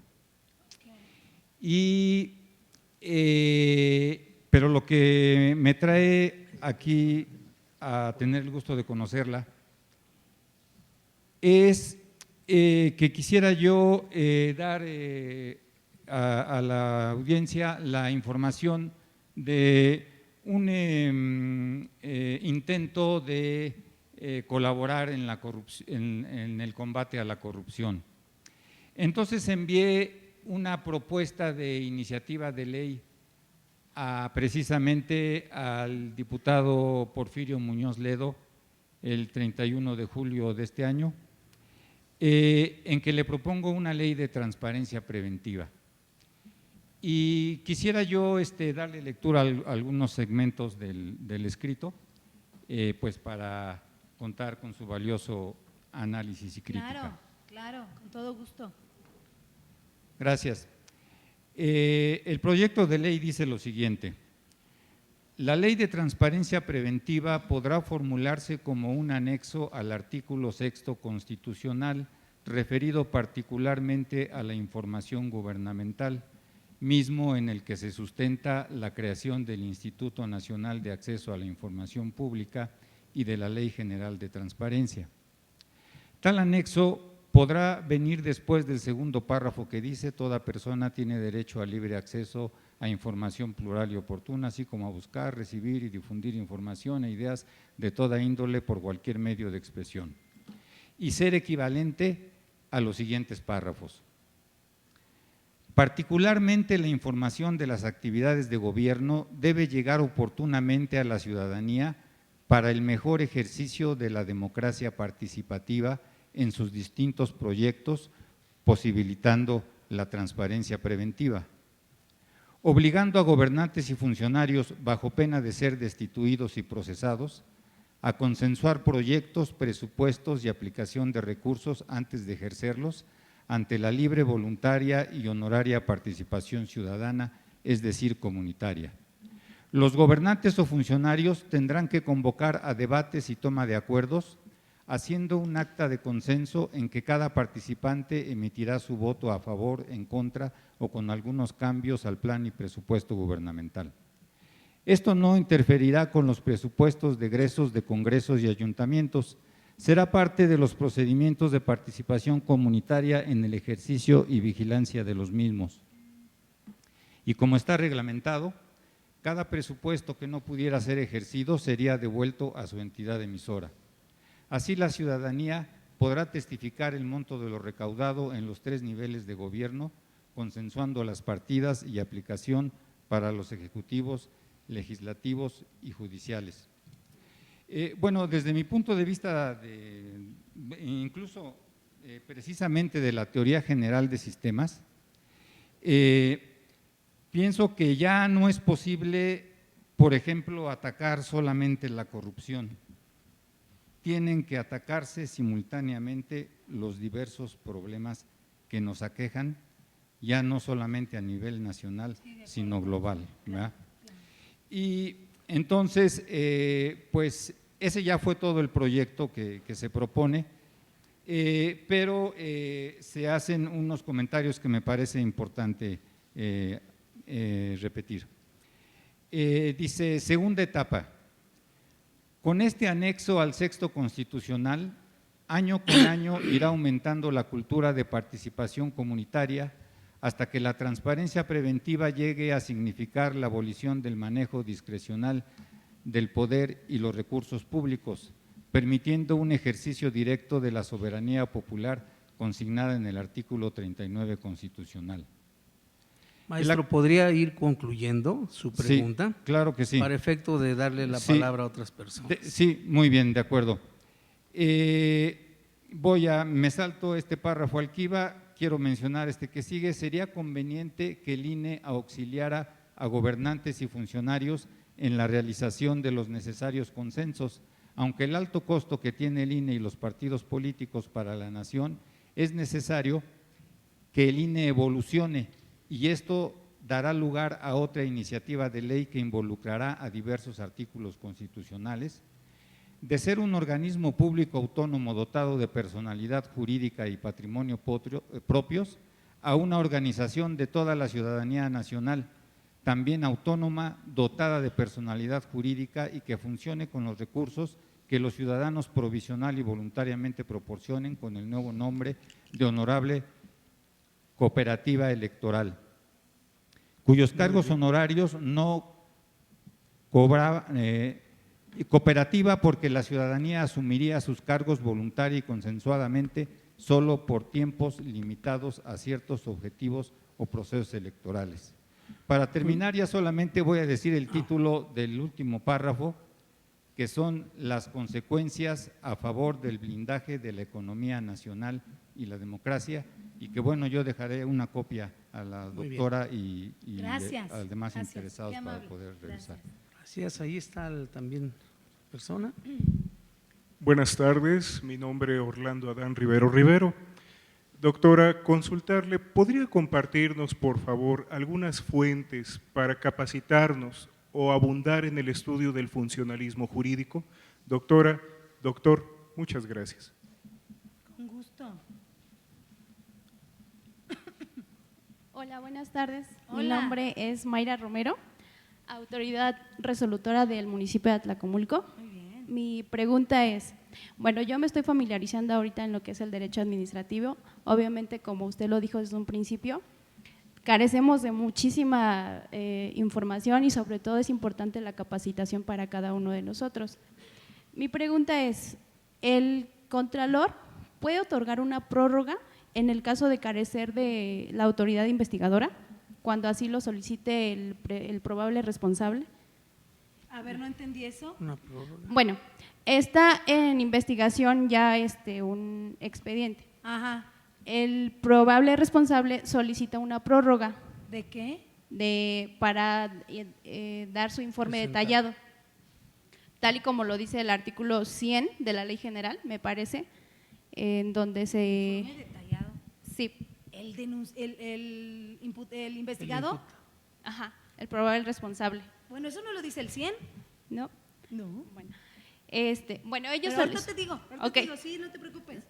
solicita Sí, una prórroga. sí, sí. En el caso de carecer de autoridad investigadora, ¿puede el Contralor otorgar esa Autorizar. prórroga? Ahorita te digo, sí. Sí, muy bien. Gracias. Muy Ok. bien, pues ahí está. Excelente, ahí están las tres. Ok, transparencia preventiva, mi querido licenciado en matemáticas. Le voy a decir en este país quiénes son los mejores que hacen uso de la transparencia.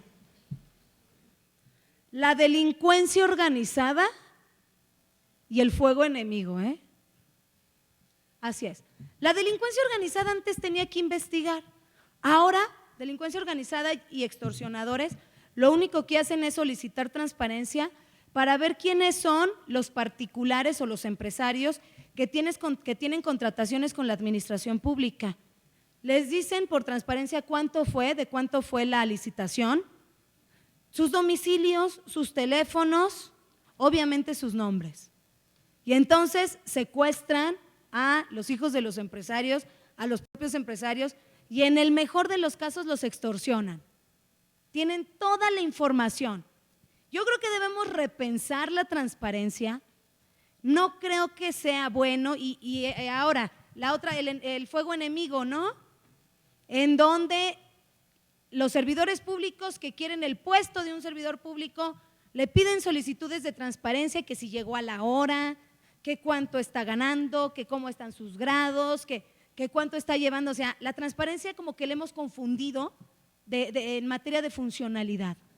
No creo que la transparencia, como se está llevando a cabo, sea correcta, pero yo le voy a decir algo, en lo que yo sí creo, en un blockchain. un blockchain en donde los contratos se lleven a cabo a través de plataformas electrónicas, en donde los servidores públicos hagan todos sus trámites y asimismo los particulares a través de plataformas electrónicas, nos ahorraríamos muchísimo, muchísimo. Porque si yo tengo un contrato o si yo voy a licitar, yo ya no voy a licitar a través de sobrecitos. Yo voy a licitar a través de un programa que me va a aceptar todos los puntos que me está pidiendo, y si no los tengo, simplemente yo no soy apto para licitar. Blockchain, que bueno, por ahí el equipo de trabajo nuestro tiene 2 especialistas muy buenos en blockchain, el doctor Jaime Díaz Limón, el maestro Jaime Díaz Limón y la doctora Tabata Andrea. Entonces son muy buenos en blockchain y eso es lo que ellos están proponiendo. Bueno, están proponiendo hasta drones en las construcciones, en los contratos de construcción. Imagínate, ¿para qué queremos transparencia si tenemos toda la parte ya con la tecnología, ¿no? Con esta tecnología avanzada. Entonces, bueno, el INE, híjole, auxiliar como que para qué, pero no sé, yo tendría que leer lo tuyo. Te doy mi correo electrónico y si quieres te mando mis observaciones, porque en este momento no sé qué te haya dicho Porfirio Muñoz Ledo.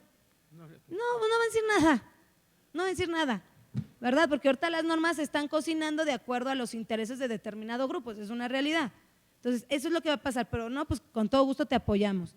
Ahora, fuentes del funcionalismo jurídico, pues la básica es Jacobs, ¿no? Derecho penal del enemigo, cómo combatir la delincuencia organizada o la criminalidad organizada a través del derecho penal, imputación penal objetiva. Pues yo he escrito de funcionalismo jurídico y te voy a recomendar mis libros, es Derecho Administrativo Sancionador en el Sistema Nacional Anticorrupción, Manual Operativo del Procedimiento Administrativo de Responsabilidad en el Sistema Nacional Anticorrupción, Administración y Políticas Públicas, Transparencia y Corrupción en el Neoliberalismo Global. Estoy a punto de sacar uno que se llama así, el funcionalismo jurídico para el combate a la corrupción, Derecho Penal del Enemigo y Derecho Administrativo Disciplinario del Enemigo. Yo espero ya terminarlo este año, a lo mejor ya estar en diciembre, lo vengo prometiendo desde el diciembre pasado, pero bueno, estamos escribiendo y lo vamos a presentar aquí, ya me dijo el doctor Barrios y le tomo la palabra, con mucho gusto, pero me puedes seguir en redes yo subo mucha información en este sentido y escribo mucho en columnas, hago muchas cosas. Liz Padilla, así me encuentras. Liz Padilla en el Facebook y ahí hay mucha información al respecto. Ahora, lo tuyo, mi vida, primero, la investigación es de sigilo. No necesitas notificar al imputado. A ver, ojo, a ver, muchachos, operadores, ¿cuándo se le tiene que notificar al servidor público imputado? En materia administrativa disciplinaria, cuando el IPRA ha sido admitido por la substanciadora, ya acabó la investigación. La investigación no forma parte del procedimiento administrativo de responsabilidad. No tienes por qué mandar, llamar al presunto responsable, al investigado, en la investigación, a menos de que sea necesario para tu investigación. No tienes por qué seguir tu investigación a lo que diga el investigado. Ese informe que tú mencionas, discúlpame, no está en el 100, no sé si en su ley de responsabilidades administrativas del Estado de México está, pero eso es contrario a la naturaleza de la investigación, eso es una mentira. Además te voy a decir algo, en términos del 73 constitucional, fracción 29-V, sus leyes de responsabilidad administrativa son inconstitucionales. Ustedes se tienen que regir por la Ley General de Responsabilidades Administrativas, porque la Constitución es muy clara. El único que puede legislar en materia de responsabilidades administrativas será el Congreso de la Unión, no las asambleas legislativas de los estados. Porque en un transitorio de la Ley General de Responsabilidades Administrativas dice que los estados de la República crearán sus leyes, discúlpenme, pero el transitorio de la Ley General no está por encima de la Constitución, y chéquenlo. Entonces, la primera defensa que yo utilizaría si fuera defensa de un servidor público sería esa, que esa ley no se puede aplicar. ¿Por qué? Porque van en contra del 73, fracción 29-V. ustedes tienen faltas administrativas graves como acoso sexual, ¿qué es eso? Eso es un delito, por favor. No conviertan el derecho administrativo disciplinario en una casa de brujas, porque un acoso sexual es un acto, además de que considero que es algo delictivo, que es un hecho delictivo, es un acto de realización oculta, en donde basta el señalamiento de la mujer, por ejemplo. Entonces, no lo conviertan en eso. Estados de la República que conocen perfectamente el sistema anticorrupción y que lo están aplicando, me parece muy bien. Tenemos, a mi punto de vista, el mejor del país, Colima. Colima tiene gente excelentemente preparada en materia de responsabilidades administrativas. Su fiscal anticorrupción, que en paz descanse, acaba de fallecer hace 15 días, maravilloso, y además Silvia, que es la que está abajo del fiscal anticorrupción, yo supongo que le van a hacer ella fiscal anticorrupción, perfectamente conoce la norma jurídica en materia penal y en materia administrativa, y se basan con la Ley General de Responsabilidades Administrativas. Otro estado de la República, Zacatecas, Tlaxcala. Entonces, yo creo que ahí ustedes tienen un grave problema, sus leyes de responsabilidades administrativas, a menos de que la Corte diga otra cosa, ¿verdad? Si la Corte emite una jurisprudencia, saben que las jurisprudencias son obligatorias, bueno, pues ahí ya sería distinto, pero ahorita sus leyes no pueden ser aplicables al procedimiento administrativo de responsabilidad y no existe eso. Que el Contralor le va a dar una prórroga al denunciante, a ver, perdón, ¿el Contralor es autoridad investigadora? Ay, no, o sea, Contralores, a ver, si aquí hay Contralores, ya métanse en su papel de autoridades que no tienen nada que ver con el URA. El URA es la Unidad de Responsabilidades Administrativas y a nivel constitucional se encuentra en el 109 constitucional fracción tercera. La Unidad de Responsabilidades Administrativas que va a investigar, substanciar y resolver solamente son la unidad investigadora, la autoridad investigadora, la autoridad substanciadora y la autoridad resolutora. Ustedes no tienen nada que hacer en las investigaciones como contralores, nada. Lo único que pueden hacer es ir aportando dato de prueba, pero ustedes no tienen por qué ir llevando la investigación. Si no tienen ese carácter, ustedes lo conocen, son administrativistas. Obviamente, si no tienen el nombramiento de autoinvestigadora, se les va a caer todo su teatrito de investigación, ¿eh? Entonces, ustedes no tienen nada que ver con la URA. ¿Qué tienen que hacer en Atlacomulco? Decirle eso al Contralor, que les estoy diciendo, nombrar a la autoridad investigadora, o si algunos lo que hacen es, dentro de sus reglamentos internos, al Contralor les dan esas facultades, ¿no?, de autoinvestigadora. Bueno, que lo haga como autoridad investigadora, pero que tampoco se salte la ley, ¿no? Y que quiera que mandarle medio tiempo, no sé cuántos días más prórroga. Aquí no hay nada de prórrogas. Y la ley de ustedes no puede estar por encima, ni su reglamento. Ojo, no puede estar por encima de la Constitución Política del 109 fracción tercera. Ahí viene todo. Entonces no inventen cosas que no existen. Y eso que hace impunidad, porque le das prórroga para que el otro se vaya, para que el otro venda las cosas. No inventen. Es lo que te diría, hermosa. ¿Ok? De nada. Muy bien, pues vamos a pasar a la última parte La última de las parte. Ya preguntas, tienen que irse ¿sí? también, yo creo, ¿no? Ya. Porque tengo una pregunta que me mandaron aquí. Ok. Y bueno, ya después de que barrió parejo con todos los contralores, pues tengo que hacer una pregunta. Oigan, es que sí, ya. Eso ya es otra cosa. Está muy bien lo que acaba de decir. Sí, pues ¿qué estás haciendo tú ahí? Si la autoridad ya está. Bueno, Ariel Ortega, que quizás ya se fue, ¿o está? Ya está. Ariel Ortega Montenegro, de Lerma, de los DAPAS. Dice, la política anticorrupción está completamente dirigida al combate a la corrupción en el sector administrativo, descuidando el control judicial, el legislativo, el electoral. ¿Considera que hay impunidad en dichos sectores?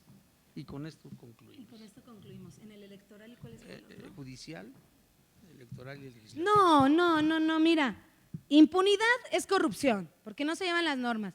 El Poder Judicial se cuece aparte. Ellos tienen otro tipo de conformación anticorrupción, siguiendo obviamente los lineamientos de los URAS, de la Unidad de Responsabilidades Administrativas. Ellos tienen también sus autoridades investigadoras, substanciadoras y resolutoras, pero con la diferencia que no los va a investigar ni la Auditoría Superior de la Federación, ni la Secretaría de la Función Pública. Ellos quien los investiga son las autoridades investigadoras del Consejo de la Judicatura. De hecho, esa excepción la hace el 109 fracción tercera, donde dice que ellos se van a regir por sus propias normas. Y yo creo que el combate a la corrupción en el Poder Judicial es incluso más férreo, porque ahí el Consejo de la Judicatura, bueno, pues el Pleno del Consejo de la Judicatura es el que decidirá la parte de las faltas administrativas graves. Y en su mayoría lo que están haciendo pues es la suspensión temporal.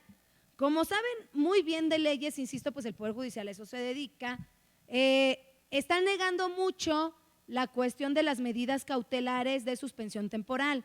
Por una razón, porque no están siendo bien argumentadas ni tampoco fundamentadas y motivadas con respecto a la necesidad del otorgamiento de la medida.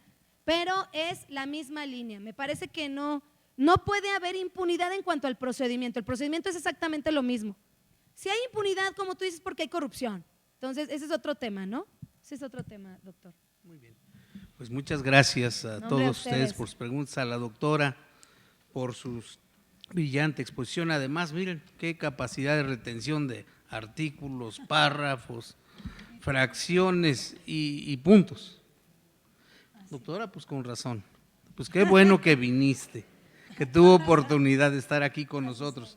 Ya estaremos buscándola cuando haya necesidad de alguna aclaración, porque en todas las Contralorías del Estado de México, en todos los órganos internos de control que tenemos, hay siempre dudas, y esto ayuda a ir resolviendo. A ver, usted, autoridad investigadora, ¿qué anda haciendo acá? ¿O por qué el investigador quiere hasta resolver? No, pues no. ¿No? No, pues sí, no. Entonces se pone nerviosa porque, o sea, con esa pregunta, porque así hay muchos, siguen pensando a la antigüita, ¿no? Y ahora cuando firma el resolutor alguna sanción, ya el otro ya está, oye, se está pasando, o sea, no le están dando la validez que corresponde a esa Contraloría. Siempre les digo, si hay un funcionario que hay que buscar, que sea de lo más preparado, tiene que ser el contralor, más que el tesorero.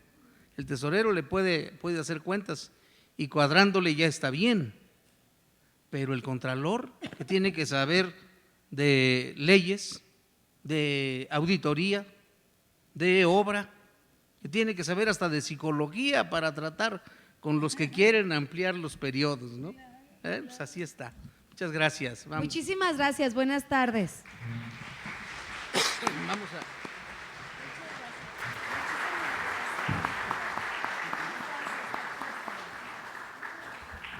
Bien, vamos a pasar a la parte protocolaria del evento. Vamos a solicitarle al diputado Carlos Lomán y al doctor Victorino Barrios le hagan entrega de un reconocimiento y un juego de cuadernillos que edita la Contraloría a la doctora Padilla, agradeciéndole su brillante participación. Doctora, muchas gracias, felicidades.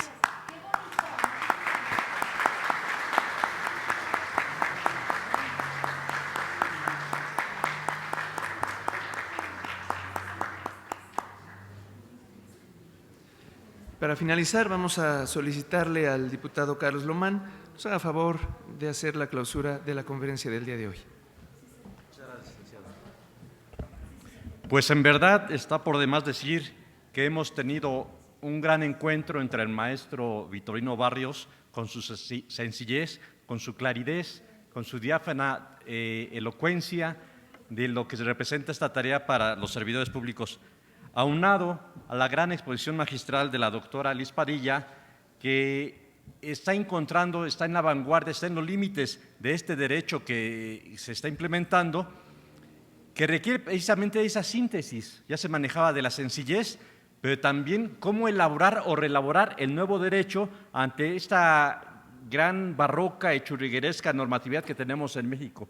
Es decir, es el inicio, ¿verdad?, de una gran tarea, empezando por las universidades y por los implementadores, para la generación y de la eficacia en servicio de la población. Muchas gracias, doctora.